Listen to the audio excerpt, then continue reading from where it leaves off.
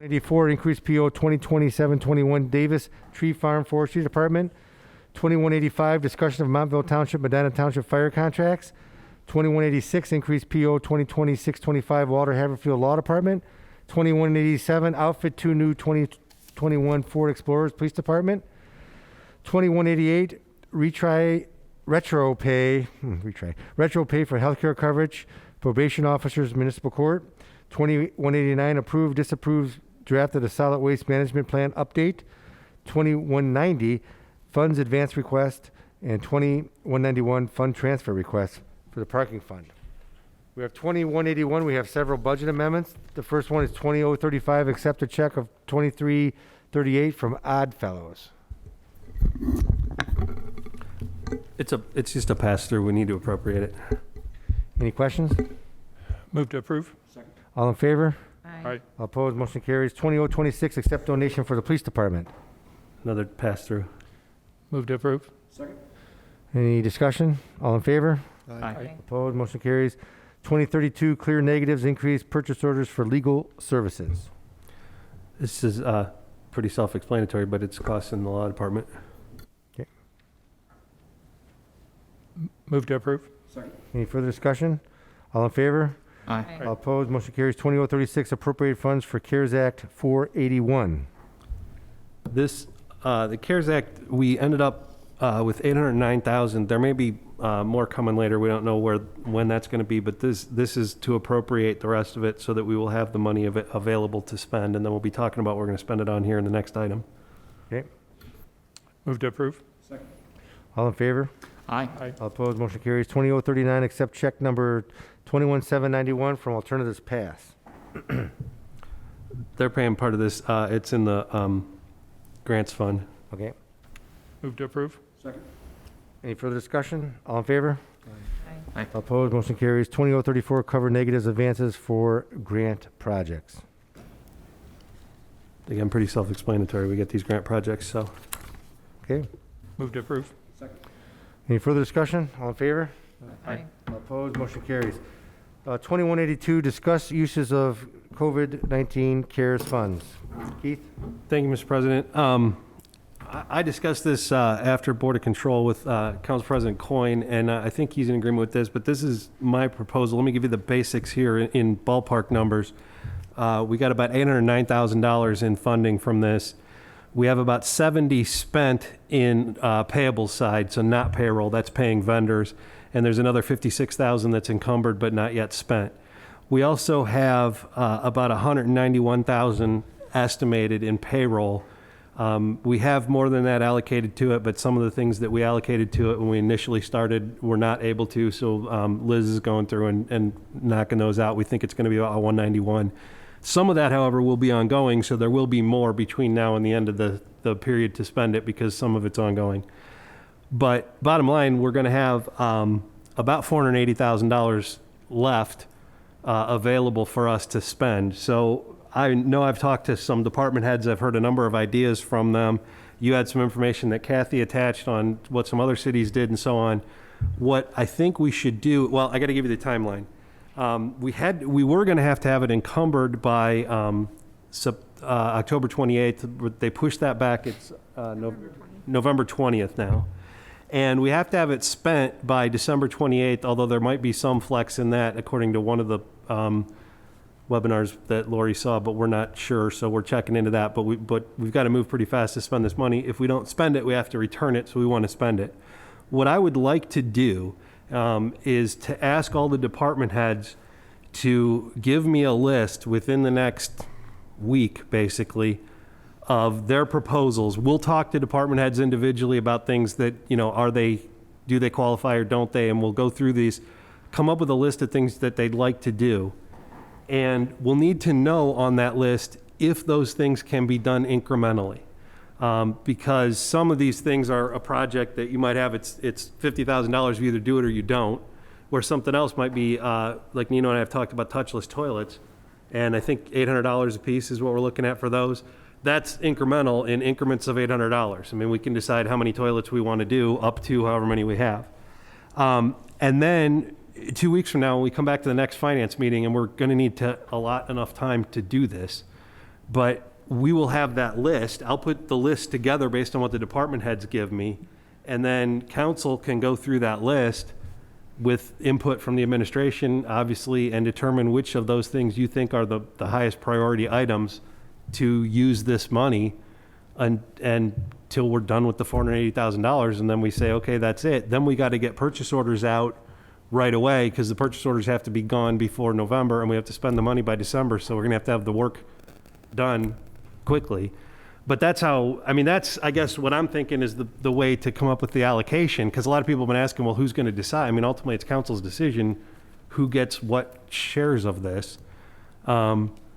So that's my proposal for how to get there. I don't know if you have other ideas or questions, or...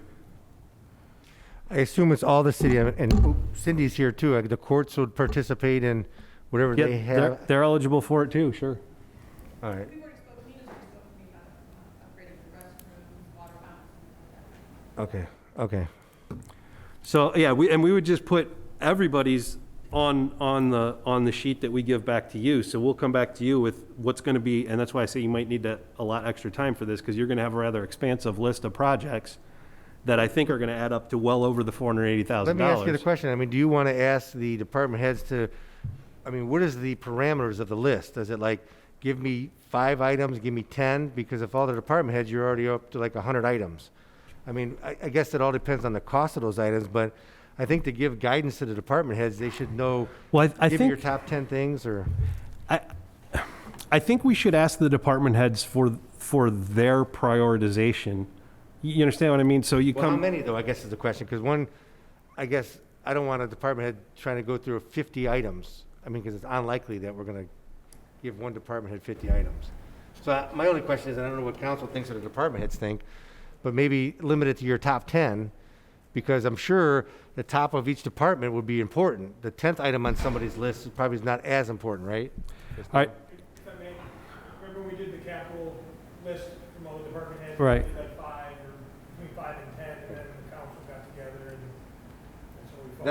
That'll be more manageable, I guess. Okay, the only thing that I would submit on that is I will ask that to be back to me in a week, and then I'll put it in a list. And the only thing is, if I don't think this is going to happen, but if that list doesn't add up to $480,000, I'm going to tell the department heads to go ahead and give me 5 more each. You understand what I mean? 'Cause we want, Well, I get it. I think they know the marching orders.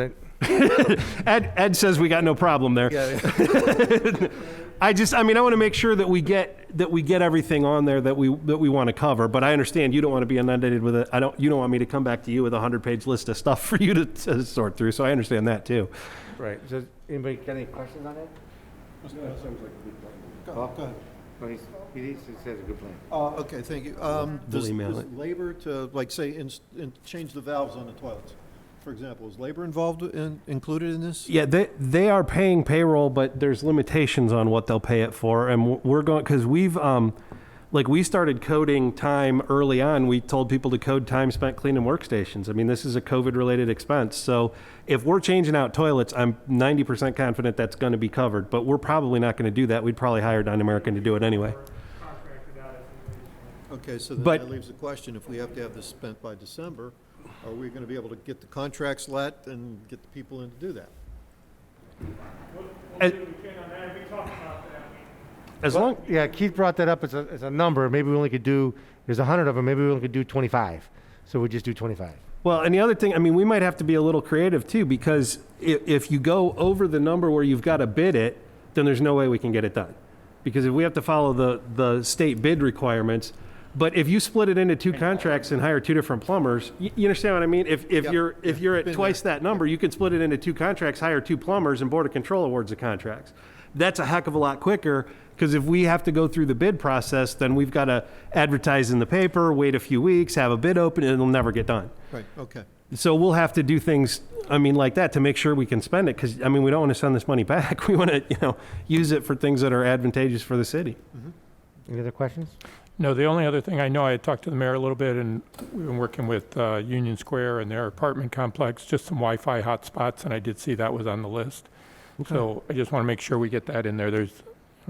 We are working with some different organizations, and I can connect with either you, Keith, or the mayor when he's back to Okay. because there are some Well, I mean, locations. I guess you're probably correct that doing that, I think we even talked about it around the square, just giving availability because of the school issues. Most people maybe can't afford to pay for the data, right? Is that kind of, Exactly, yeah. and they have to be able to log in on something, maybe public or, So I know Okay. Union Square has volunteered. They just can't afford it, but they were looking for the schools to help. And I was going to come to the city I know we had some funds set aside and see if we could split it, but if these dollars are there, maybe we can use it for that.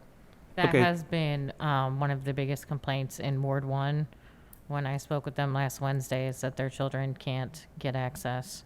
So some of the kids have been, reported tardy or not coming to school because they can't log on. And even though Medina is back today, there's still a group of kids that will be on for the whole semester. So, and if we go back or between Christmas or Thanksgiving and Christmas, there's going to be a need for this. So. Yes. All right, I will send an email tomorrow to all department heads, and I'll include the court and the mayor and so on, and ask them to get me in a week their list, and I'll put that list together. So when we get back together for our next finance meeting in 2 weeks, I'll give you a list, and I'll ask each department head to prioritize those. So you'll get a list that says, okay, here's Ed Kinney Police Department, priority number 1, 2, 3, 4, 5, what it costs, and then et cetera, and just roll through the departments. So you can take that list and decide how you want to allocate the 480,000. We'll have a better idea of what that number is in 2 weeks as and well. also when you do the list, if they could put the time frame to get complete. Because it Okay. has to be completed by December or whatever you said. So, I mean, it'd be great to have the item, but if you can't complete it in a realistic time frame, it'd be worth can't just do trying to it. pursue it. So the things I need are prioritization, cost, timeline, and then whether it's incremental. Right, because we could do some of it if it works out. That's what I'll give you on the list. If there's anything else you think you need, let me know now. Otherwise, that's the list I'm going to give you. Any questions? And if council has some ideas, like Jim just said, the Wi-Fi, submit them too.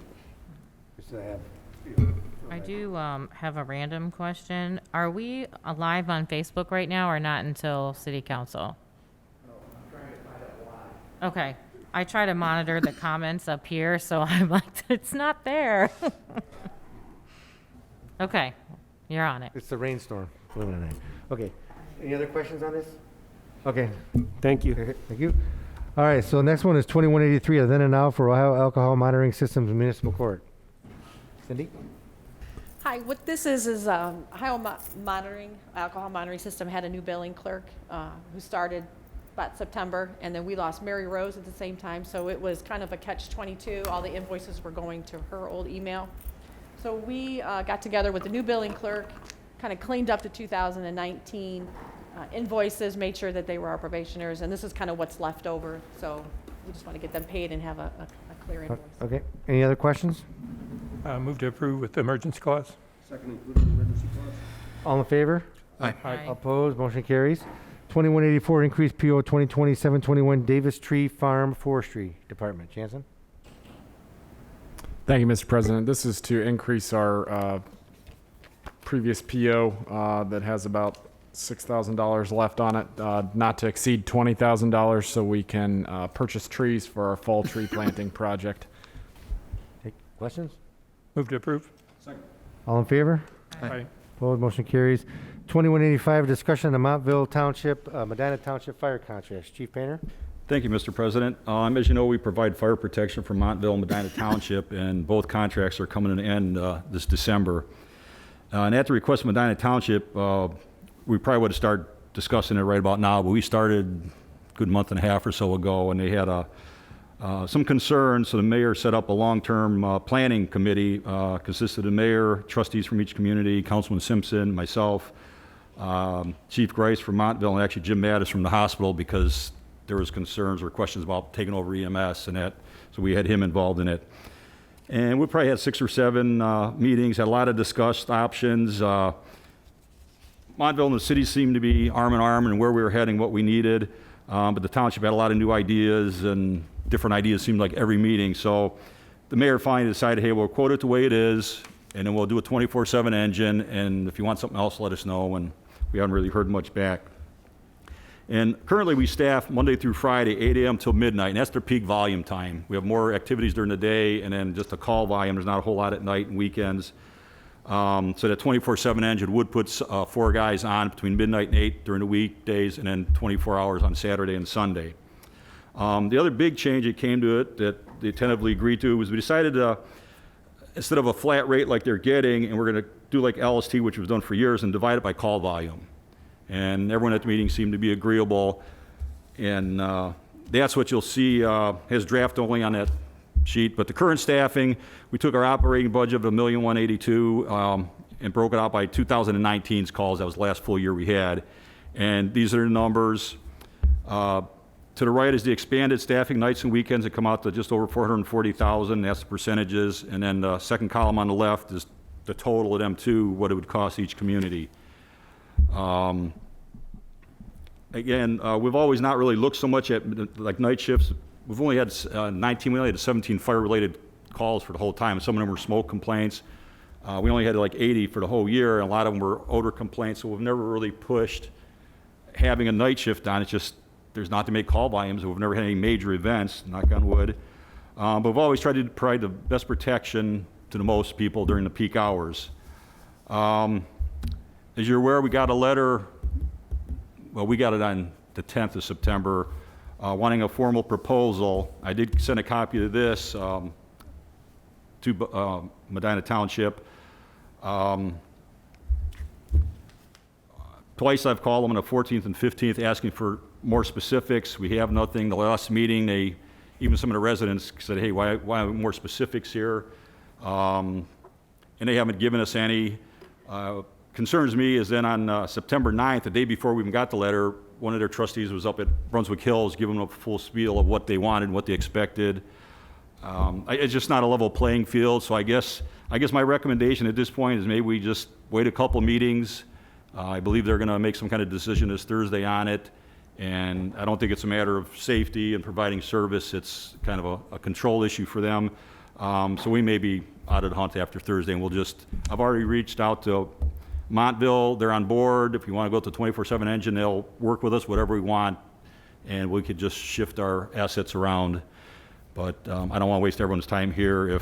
Well, Chief, I guess the only comment I have is knowing that the struggle that's going on and the lack of communication, it sounds like, I think it might be appropriate if you could just prepare an email and send it to the trustees outlining, where we are, outlining the meetings that you and Mr. Simpson has had and the mayor, outlining the requests that you've done over time, because this is more for the residents, so that they understand that we, the city, haven't been just sitting around doing nothing. We've been trying to get the information, and that way, at least, if there's a question that ever comes up, say, well, how come the city didn't ask for this, do this? You could pull out the email and say, we sent it on this date, and here's the questions if you'd like a copy of it. Yes, sir. At least that's more of a public record thing, to be full disclosure. Sure. Because it does sound like a deal's already been made. They could do what they want, of course. I mean, there's nothing that binds them to us, but I guess our goal as a city has always been to provide the best service we can at the most affordable cost. And if they can prove that they can do it better for less money, that's fine. Maybe we could learn something. But if that doesn't happen, it just seems like it might be a disservice to the residents. And, we just want to make sure that everybody's safe. I don't think there's anything here about political boundaries anymore. It's about providing a service Correct. that's safe for all the community, rather than, trying to do things that aren't, may or may not work out in the long run. So I think that may be helpful. At least we'll have some documentation to answer questions if it comes to that time. And some residents say, why didn't the city respond? We could pull out an email and say, yeah, we did. I will So do at that. least try to keep the lines of communication over, because I think the meetings that Mr. Simpson and you and the mayor are involved in, and the other trustee and, whomever else, that was supposed to be for informational purposes to get the information, and it doesn't seem like that really happened. I don't know if you got something to add to that, Mr. Well, Simpson? and I just want to thank Chief Painter. I mean, he's been very forthcoming on everything that this committee has asked for, which you've just sent out to us within the last few days. Breaks down the numbers. I mean, I don't know anybody that would have any further questions. Is your mic on? Thank you. I just wanted to thank Chief Painter for putting all this together. Like I said, all the statistics are here for, and again, it's for 2019, but everything that was asked by Medina Township trustee that was in attendance, I agree with President Coyne. I just want the residents of the township to know that we're doing everything we can to provide a service. And again, as we reminded the township trustee that was there, it was Medina Township's previous trustees, not the current ones, but the previous trustees that came to us to ask us if we would be interested in offering them the same type of contract that we offered Montville. And this council and the administration agreed to that. So we want the residents to know that we're interested in providing the best possible service for the best dollar. And your statistics show, again, you knocked on wood, you know, the numbers just don't justify having a full-time department running 24 hours a day, 7 days a week, 365 days a year. We want to try to maintain as long as possible a part-time staff, and that's what our goal has been. And if Medina Township does decide to move in a different direction, we would wish them the best of luck. But we want the residents to know that we've done the best that we can, and if we can do anything else to assist the trustees from Medina Township, we're more than willing to do that, and we're trying to come up with a solution now for that staffing on the weekends and from midnight to 8 a.m. Again, working with the Cleveland Clinic and you, Chief Painter, and from the administration. So we'll continue to try to make the service the best possible service. And again, and Montville trustees, the administration, and I know all the city council has nothing but the highest respect for the city fire department, and through your leadership and the men and women on the department will continue to provide the best service to all three communities if possible. If it goes back down to Montville and Medina, that's the way it'll have to be. Yep. Thank you. Thank you. Any other comments? I guess the question is, Chief, I mean, the goal is just to provide the information. I mean, I guess we can't make any deal happen. It has to be collectively, it has to be a vote of the, how they feel, which is perfectly fine. But I guess the point that we're trying to make is, we just want to make sure everybody has the facts. If they disagree and they want to go different directions based upon those facts, I don't think there's any harm done there, because that's their decision. But if they're making a decision based upon facts that may be inaccurate or not fully disclosed, that's a different question. I just think everybody should base their decision on the information, the full information of each party's contract, so that they can make the best decision. That's what they're elected to do for their township. Now, some people may not think it is, some people may, but at least they have all the information, and we want to make sure that the residents, of course, understand that this is all the information that the decision's being made upon. So, you know, you take it the way you want. You may agree with it, you may disagree with it, but I think that email will go a long way in helping at least set forth those facts. Yep, I'll get that together and get it out ASAP. Okay, thanks. Okay, we're going to move on to 2186, increase PO 2020-625, Walter Haverfield Law Department. Mr. Huber? This is an increase necessary for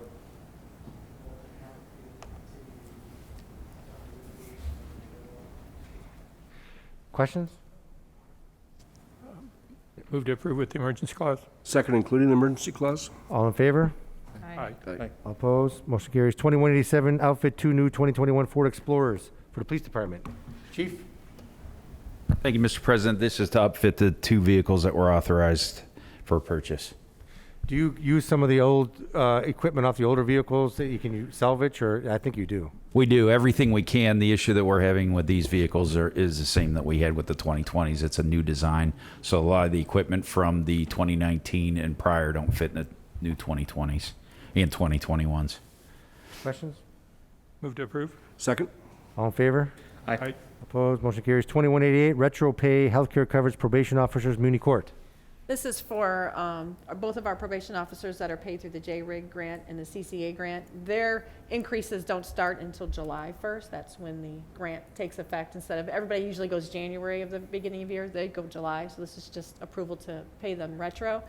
And then one of our probation officer, Angela Kiss, is on the opt-out program, and she has healthcare coverage through her husband. Her husband just was informed that he is going to be losing his job by the end of the year. So Angela is now going to get on the cities, but that healthcare coverage is going to be, of course, paid through the grant. So we're just asking for approval on that. Okay, questions? Move to approve with the emergency clause? Second, including emergency clause? All in favor? Aye. Opposed? Motion carries. 2189, approval or disapproval of the draft solid waste management plan update. Mr. Spicoli? Thank you, Mr. President. I believe council is in receipt of the final draft plan from the County Solid Waste District. As such, once we're in receipt, the council has 90 days to approve or disapprove the final draft plan per the EPA. It's 300-something pages long, so I'm sure everybody read through it and understands it fully, right? Yes. We had quizzed each other earlier on, so we're good. Well, I guess the question that I have, or we've always talked about, is we really don't have anything against the county pursuing a recycling plan that they're recycling at the county level, right? They're doing things that are trying to get recycled material. The problem is, once that recycled material goes to the recycling plant, it does not necessarily mean it gets recycled. It could go to landfill. And that's been proven based upon the latest things we have with these trackers been putting in there, and we know that it doesn't happen. So I think they're trying to do the job of recycling, but it's not really accomplishing the goal. And I just have a problem with trying to tell people you're recycling when you're really not. I mean, they may be recycling, but the material that they're putting in there is probably not going to a recycling place. It's probably going to a landfill. And I don't know, I just don't feel right trying to convince a resident to continue to do something that is not ending in the result that was desired. And I know that according to the plan, there are many different things going on, and I think you can touch on a few of them, Nino.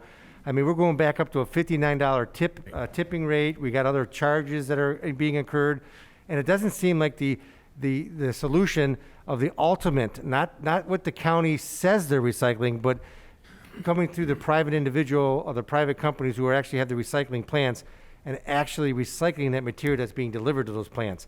There's two different things. They're counting just the numbers of the material being delivered. They're not counting the material actually being recycled at the plant. So I think that's the problem. If you can, there's a couple things in there about the changes that may affect our residents. So with respect to the gate rate you brought up, currently we're at $50 a ton. It's forecasted to go to $59 per ton by 2028. The intention of the Solid Waste District in this plan is to hold that rate until 2035. So again, this is a 5-year plan, and the EPA requires the Solid Waste District to forecast a 15-year future based on expenditures and revenues. So that's difficult in itself, but again, their contention, from what we understand, is to hold that rate in 2028 to $59 per ton. Anything outside of that, and any increases has to go through the process of the commissioners' 3 public hearings, similar to our council processes. There's the trash bag fee that we talked about. There's $1.45. It went up. It was reduced to $1. Then in August of this year, it went back to $1.45, and that is for a single 13-gallon trash bag. That would be a smaller kitchen type. So there's a minimum of 3 bags that could be deposited there at the CPF. So that would cost someone from the public $4.35. That's something that is in the plan and actually in place currently. We talked about the contracts, John, if I may, with respect to the drop-off bins. So the current contract is with Rumpke, and from what I'm understanding, they are to provide monthly reports for all recyclable materials collected and processed. That's their reports that they're giving the county. The current contract with Rumpke, that's the commercial side of the business in the 8730 building, I'm sorry, the 8700 building, it requires the contractor to provide the name and addresses of the company or companies receiving individual commodities of materials recycled. So they're supposed to turn over the names of the companies that potentially could be purchasing the commodities. But I think you've asked, we've talked about this with the mayor and you on numerous occasions and tried to request that information, but we're never able to get it. That's correct. At the same time, so I guess I'm going to go out on record and say just because they're given the name of the company that's buying the end commodity doesn't mean the amounts or I'm not sure that component allows for specific details with respect to the amounts and what's being recycled. I know with several council members, we've shared some recent articles, and to the council president's point, I personally don't think that there's a lot of material being recycled. It's just the way the economy is. It's the market. The county does have good intentions. I work with Jeremy Simcoe here. He's the interim sanitary engineer. I know that he believes in it, but again, that's just the nature of the beast. And, I don't like the push that's going on for the curbside recycling. Brunswick just gave me their numbers. It's at 13%. So, again, we're going to spend almost $1.5 million to go to curbside recycling and then save 13% of the material from going to landfill. In the end of the day... Well, again, you don't know if it's 13% because... Well, that's what we're being told. I mean, that's the numbers. But 13% is not a big number. When this first started, the curbside recycling was being touted at 22, 24%. It's at 13 at the high end, is my point. For that kind of money that we'd be buying trucks and bins and going through the process, it's just not happening. Well, I mean, I guess it's disappointing. I know they're trying, but I guess I would rather see the county be a little bit more aggressive and forceful getting the information, because it's the taxpayers' money we're talking about. I'm not sure why they can't hold the private recyclers' feet to the fire, so to speak, to give us that information. I understand why they wouldn't want to give it to us, but, I mean, we're spending a lot of money. We should understand what's happening, I guess. Correct. And we really don't have an idea of what's happening. That's the problem. Any questions? Yes. Yes, thank you, Mr. President. In all honesty, Mr. Piccoli, what happens if the council votes to disapprove the plan? Well, the way it works, there's the 3 cities that equal 47% of the population in the county. There's 178,000 residents in the county. So it's divided. The 3 cities make up 47% because Brunswick is the most popular city. That entity would have to vote in favor of for this to pass. And then we have the villages are 5% of the resident makeup, and then the unincorporated townships make up 47%. And overall, every plan is passed. So to be honest with you, it will be ratified. I mean, most of the jurisdictions will pass this plan. That's the honest answer. That the answer, they would have to go back and revisit to answer your question specifically. If it doesn't get ratified amongst all those entities that I just referenced, then I think they would have to go back and make changes or revisit the plan. That hasn't happened to date, to my knowledge, since I've been here. Okay, thank you, Mr. Piccoli. I would like to go on record as saying, as we've discussed, the solid waste management plan that the county has put together does not appear to be serving the needs of our city or our residents.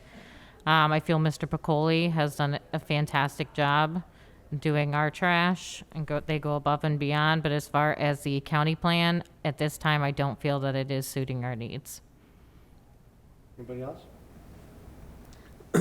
And along with what Jess said, I thank Nino for all your staff, all your hard work, and I agree that curbside recycling should not be an option for us right now, simply because of the cost and the unknown percentages that actually would be recycled.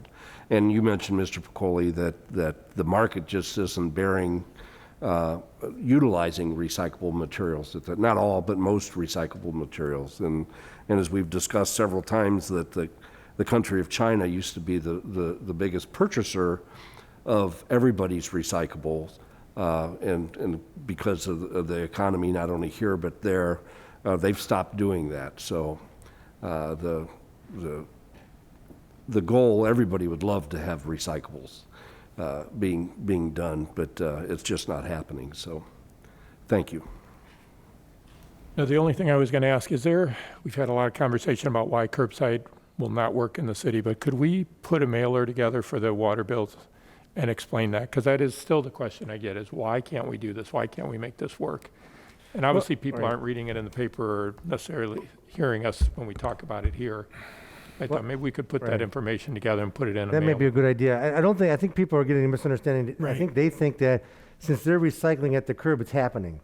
And I think we want that, but we know downstream, after they recycle at the curb, the material they're putting out there, that's the problem, it's not being recycled. So why do we make them do it when it doesn't happen? I mean, maybe to make them feel good, I don't know. I just feel, I don't think that's an appropriate way to approach it. I think you really have to have the numbers of actually what's being recycled at the plant, not what's being recycled at the curb.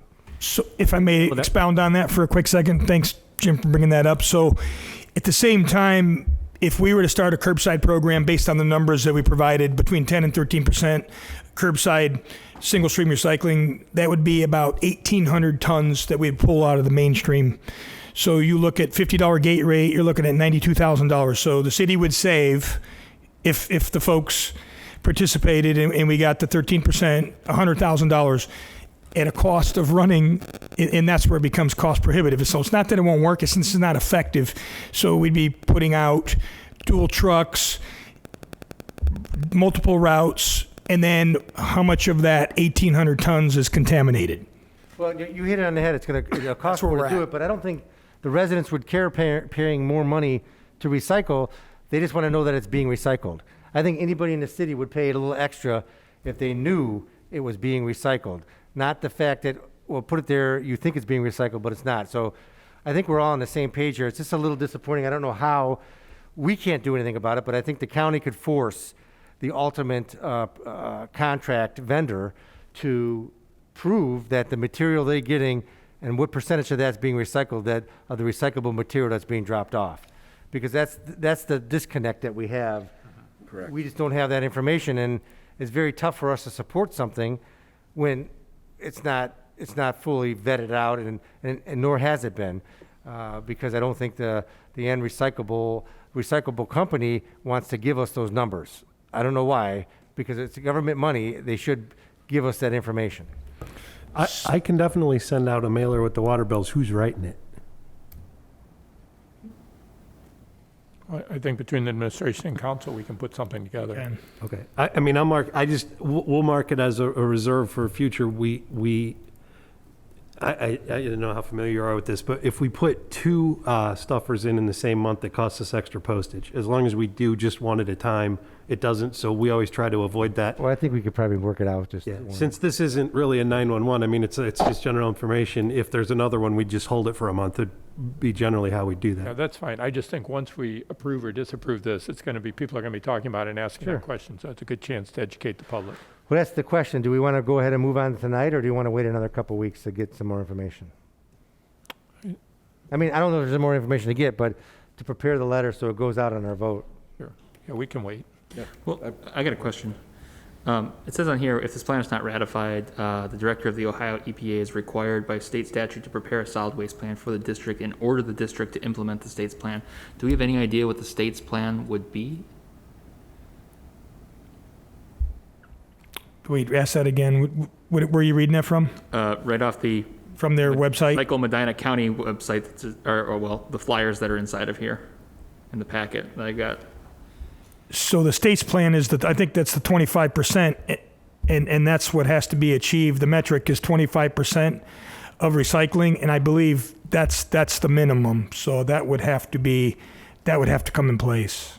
I could double check. Yeah, and the state, the last time we did this, the state will come up with a separate plan, mandate it, and you would have to follow it, because we're a solid waste We district. get no say in it. No say at all. Because we just didn't approve this. That's correct, we have no say. That's fine. Okay. Paul, anything? No, I do agree with Jess in that this does fall short with what they're providing the city.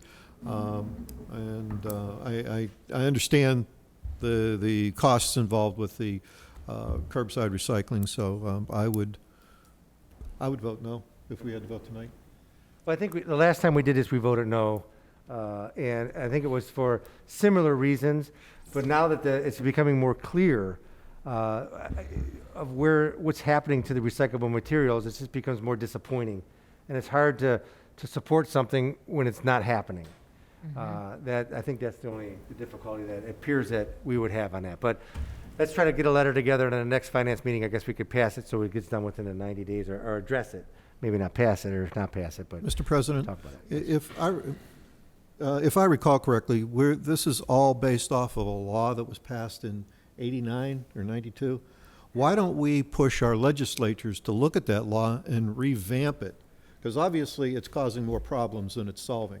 Maybe if we could push our legislatures in Columbus to bring their law up to date, and then we start crafting our plans to that. Because right now you have the trash haulers hauling to, owned by Company A, hauling to landfills owned by Company A, to recycle facilities owned by Company A.